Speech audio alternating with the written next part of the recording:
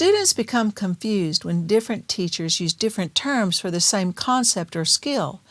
Using common terminology with students from grade level to grade level over the years, or from class to class during a day, expedites the teaching and learning of writing. That's why we have a great handout for students. On this student handout, you'll notice 3 columns with popular synonyms for concrete detail and commentary, and a list of the ratios for students to consider whenever they are given a writing assignment. Let's start with the first column, concrete detail. We have learned that concrete detail comes from 4 places: what I have read, what I have seen, what I or someone else has done, and what I or someone else has said. In literature, concrete detail is the stuff from the story, the stuff on the surface that you can point to in the text. And when you use material from the text, you present it in your writing through paraphrase or embedded quotations. When teachers tell you your writing needs more examples, more support, or more evidence, they are asking you to give them concrete details. When teachers talk about embedding quotations, that's concrete detail. Concrete detail is an umbrella term that covers many different synonyms. Take time to learn these various synonyms so you understand what your teacher or professor is asking you to do. We identify and label concrete detail as read and abbreviate it as CD to teach students to distinguish concrete detail from commentary and to help students organize their writing. You might say concrete detail is like a red brick. The brick is solid and used to construct and support your ideas. Now, let's look at commentary. You'll remember that commentary comes from 3 places: my analytical mind, my heart and soul, my gut, instincts, and intuition, and a little wiggle. Whereas concrete detail is on the surface, literally on the line of text that you are reading, commentary is found under the surface, or between the lines, what you infer from the text, your own thoughts. Also in literature, commentary can be connotative words, words with feelings. Let's pause for a minute and discuss denotation versus connotation, because this is an important concept for readers and writers. Denotation is the dictionary meaning of a word. You can remember by thinking that D stands for denotation, dictionary, or definition. Connotation, as mentioned earlier, is the emotional implications and associations that words may carry, which can be private and personal, the result of personal experience, or universal, held by all or most people.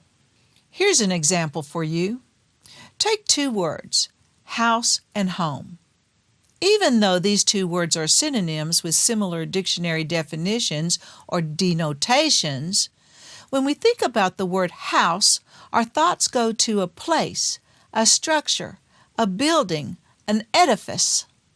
On the other hand, the word home has connotation because it has emotional implications and associations, such as family, or grandma's cooking, laughter, and tears, or for many people, a sense of security.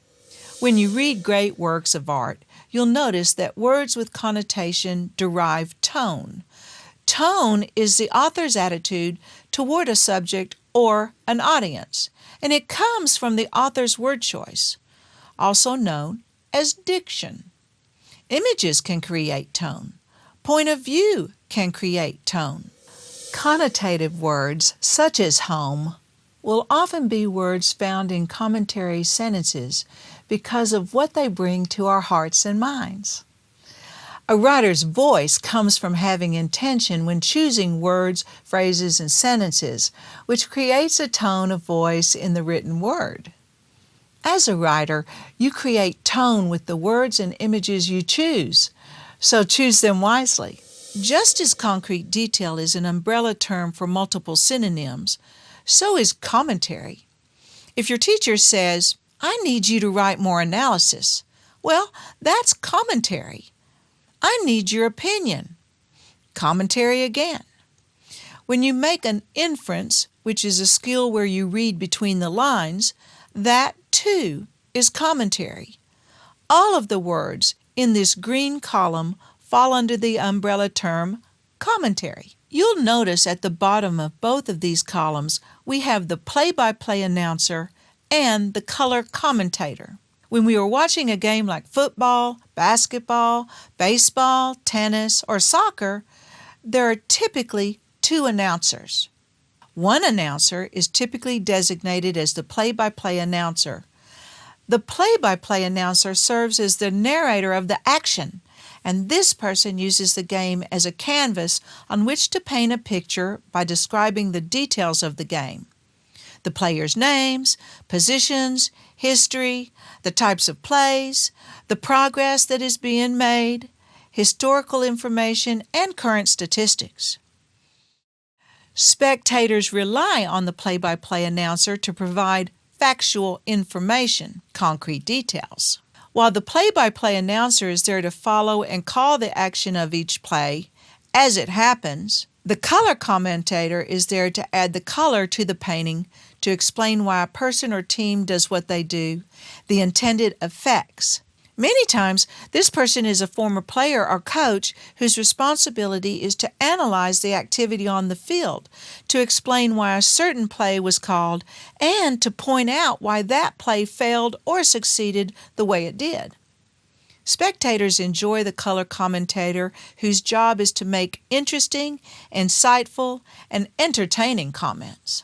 We've talked with many teachers who say they love the analogy of the play-by-play announcer and the color commentator because it reaches students who enjoy watching and participating in sports. But any type of live televised competition typically has one or two announcers that provide information and entertainment. Now let's turn to the Jane Schaffer ratios. As you look at the third column in the handout, you will see the various ratios of concrete details to commentary that yield high scores on academic writing, not only in English language arts, but in all different content areas where teachers ask students to formulate and communicate their new learning through writing. When we speak of ratios, we are talking about the combination of concrete detail and commentary. This combination is what we call a chunk. In English language arts, when a writer is writing a style analysis, a rhetorical analysis, or a literary analysis, also known as response to literature, the ratio is 1 to 2 plus. That's because our research has shown us that in high-scoring essays of this type, the body paragraphs have 2 or more commentary sentences for every 1 sentence of concrete detail. For high school students taking advanced placement English literature and composition, they write an analysis of a given poem, an analysis of a given passage of prose fiction, and an analysis that examines a specific concept, issue, or element in a work selected by the student. The winning ratio is 1 to 2 plus. There must be evidence, which we call concrete detail, but insightful analysis is the key to high scores. For AP Language and Composition students who are asked to write what is called rhetorical analysis, their ratio is also 1 to 2 plus. However, the ratio changes to 2 plus to 1 when we move into the narrative, when we are writing or telling a story. In a personal or fictional narrative, the ratio is 2 plus to 1. That means 2 or more sentences of concrete detail for every 1 sentence of analysis. When we write an expository piece, and I'm talking about nonfiction expository, the ratio is 2 plus to 1 because if you are explaining a concept, describing an event in history, or contrasting the difference between the 4 seasons, you need more facts, more concrete detail. Synthesis means that you are writing an essay in which you are accessing multiple articles and synthesizing them together to support your thesis. That ratio is going to be 2 plus to 1 as well. and you'll paraphrase or quote these primary and secondary sources. For argumentation, the ratio is also 2+1. You must have good, relevant evidence to support your claim. With each mode of discourse in this series of videos and in our workshops and webinars, we will dive into these ratios which guide students to perform well in academic writing. When students go to their other content area classes, especially social studies, science, and math, typically the ratio will be either 2+1 or 3+0.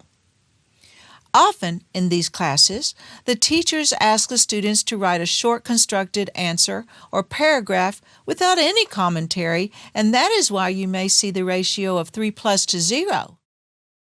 Lately, science standards have evolved to where they are asking students to analyze their topics more, so that 2+1 is becoming more prevalent in the sciences because of the new standards. But the 3+0 remains popular in math and science because teachers ask their students to tell them what they learned or what they know about a particular concept.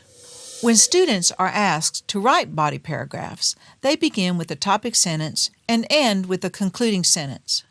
What comes in between are the JSWP chunks, and how students decide depends on the topic, the mode of discourse, the prompt, and the teacher's preference. All are important. I really like this handout and recommend that teachers share it with their students. However, I believe that the most important aspect of this discussion on terminology is that we decide as teachers on what the definitions are going to be and all use the agreed upon terms so that we can help the students learn how to write more efficiently and increase their skills and their scores. Keep reading and writing.